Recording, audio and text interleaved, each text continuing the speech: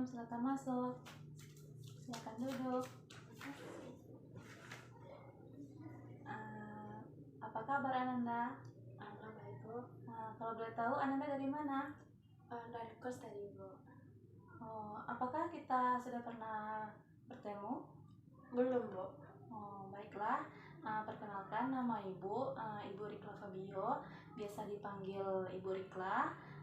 Kalau boleh tahu nama Ananda siapa? Perkenalkan, Bu, nama saya Din Edriana, biasa panggil Dindi, Bu.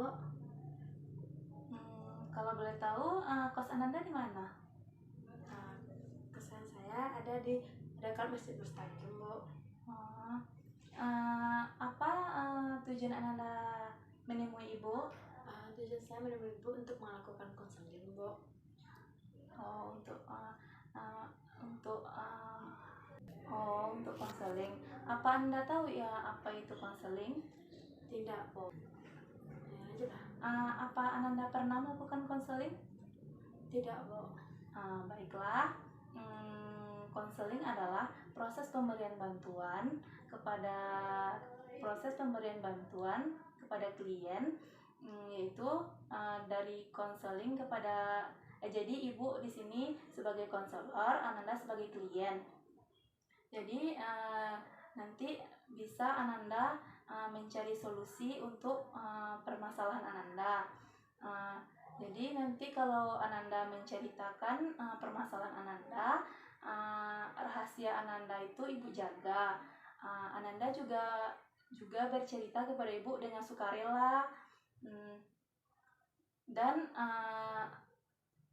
proses. Jadi konseling ini akan sesuai dengan norma kaidah dari bimbingan konseling. Jadi selanjutnya kegiatan Nindi akan menceritakan permasalahan Nindi kepada Ibu. Sampai di sini Nindi bisa memahaminya? Bisa, Bu. Silakan Nindi ceritakan apa permasalahan yang Nindi hadapi. Baiklah, Bu. Di sini saya mengalami ketakutan serta kecemasan jika harus naik bus, Bu. Ketakutan itu mengapa bisa begitu? Karena gini, Bu, ketika waktu Nindi masih duduk di bangku SMP, Nindi kan pergi bersama kakak ibu Nindi naik bus ke Pekanbaru. Ini dari kampung Nindi di Pasaman. Jadi, Bu, Nindi seminggu selama di Pekanbaru. Selama seminggu dan akhirnya memutuskan untuk pulang. Ketika telah seminggu itu, Bu, dan pulang, Nindi naik bus yang Nindi naiki waktu Nindi pergi tadi, Bu. Jadi ketika naik bus itu, Bu, jadi Nindi berangkatnya dari Pekanbaru itu sekitar jam 8 sepisah, Bu. Jadi Nindi berangkat naik bus. Ketika itu Nindi duduk, pertama Nindi memesan duduk untuk di samping supir, Bu. Namun ternyata ada yang ingin samping supir itu, sempat jadi perdebatan waktu itu, Bu. Tapi akhirnya Nindi ngalah sama kakak ibu Nindi itu, Bu. Jadi kami memilih tempat duduk yang hampir dekat pintu belakang, Bu. Ada pintu pertama kan, pintu keduanya tuh yang sebelum pintunya itu, Bu. Jadi setelah itu kami jalan.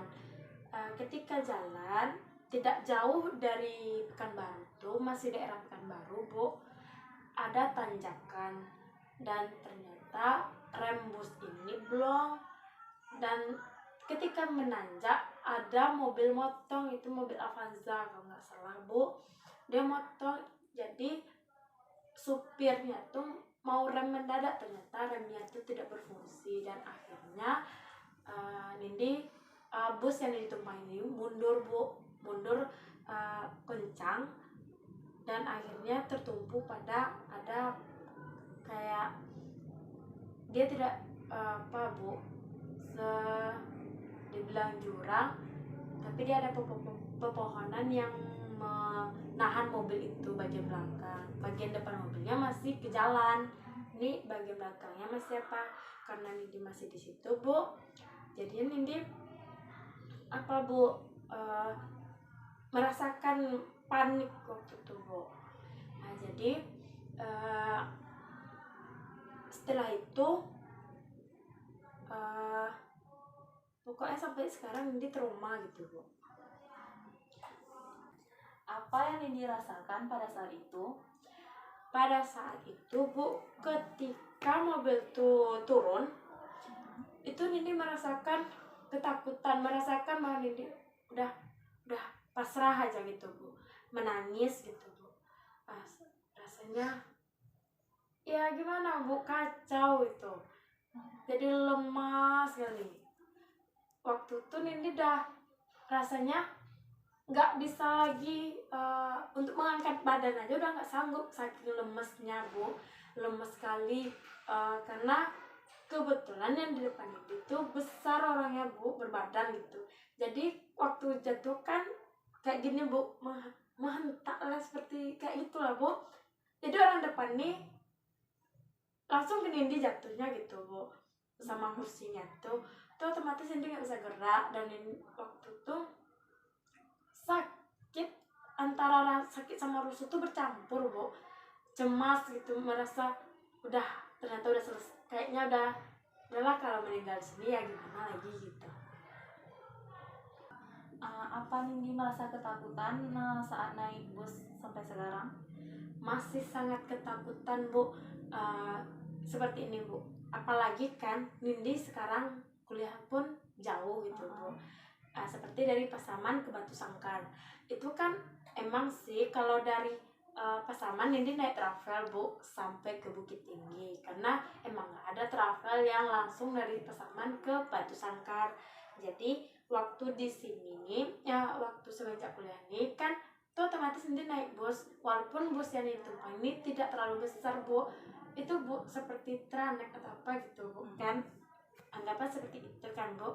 Tapi Nindi masih merasakan takut gitu Bu, takut, gelisah, bahkan tangan Nindi pun ketika naik bus tuh berkeringat gitu Bu. Nindi itu cuma takut naik bus apa takut juga naik mobil kecil seperti Avanza kayak gitu? Nindi di sini cuma takut naik bus saja Bu gitu. Intinya kalau lebih besar pada mobil pribadi Nindi takut Bu. Nindi mengalami kecemasan selama ada mobil itu. Kecemasan seperti apa yang membuat Nindi takut di dalam mobil itu? Kecemasan ya, ini mah kan kalau kita cemas di mobil itu kan selesai lama sampai tujuan Bu. Jadi nanti kecemasan, jantung Nindi berdebar-debar nanti Bu. Nindi nggak tenang gitu. Dibilang apa, mata Nindi tuh Nindi pejamkan tapi Nindi tidak tidur Bu, karena memang mengalami ya takut Bu. Untuk menghilangkan ketakutan tersebut, apa upaya Nindi untuk menghilangkannya? Upayanya seperti itu Bu, menutup mata supaya tidak melihat jalannya bus itu Bu gitu. Menutup mata, nanti palingan berdoa semoga selamat gitu Bu. Terus nanti Nindi juga seperti membayangkan yang indah-indah lah Bu itu, seperti Nindi seakan badan ini, walaupun badan di dalam bus tapi pikiran itu seakan udah sampai udah tenang mah, udah sampai kos gitu Bu.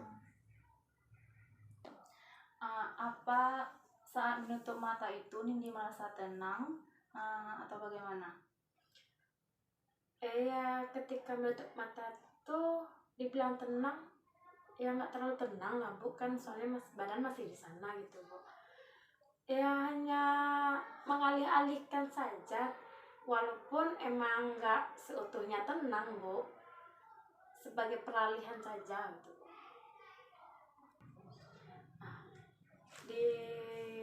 Dan itu pun hanya sesaat Bu tenangnya.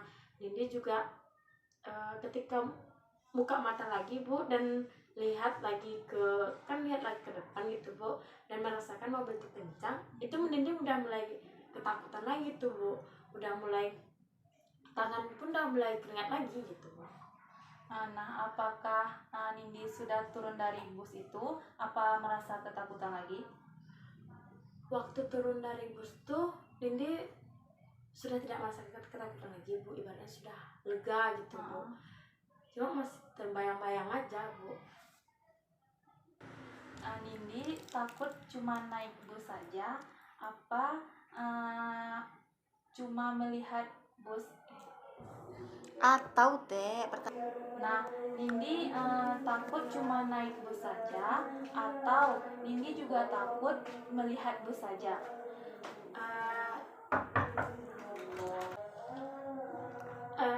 Gini Bu, ketika di jalan misalnya berpapasan dengan bus kan, ketika naik motor melihat bus itu Nindi juga merasakan takut Bu. Apalagi bus itu seperti bus ALS, pariwisata itu kan besar Bu. Nindi takut Bu. Jadi tidak hanya duduk saja dengan melihat saja Nindi sudah mulai takut Bu, karena itu terbayang-bayang. Selanjutnya, apa upaya yang dilakukan untuk menghilangkan rasa ketakutan? Upayanya ya seperti misalnya ada orang di samping, nanti ajak berbincang-bincang gitu Bu. Terus nanti lebih ke percaya diri aja, udah ini gak apa-apa, bentar lagi juga nyampe gitu Bu. Lebih berpikir positif, wah ini udah aman-aman aja. Nah, setelah kita melakukan konseling ini, apa yang dirasakan? Yang saya rasakan sekarang ini, saya serasa lebih tenang gitu Bu, karena selama ini saya hanya memendam Bu, tapi setelah cerita ini saya lebih lega gitu Bu. Baiklah, konseling konseling kita cukupkan sampai di sini. Terima kasih Nindi telah mau konsultasi kepada ibu, dan untuk konseling selanjutnya kita akan melaksanakannya di lain waktu. Kapan Nindi bisa melaksanakan konseling bersama ibu lagi? Insya Allah dalam minggu besok Bu. Besok Nindi akan kabari Bu. Baiklah Nindi, nanti Nindi kabari saja ibu. Ibu bersedia kapanpun Nindi mau. Terima kasih. Assalamualaikum warahmatullahi wabarakatuh.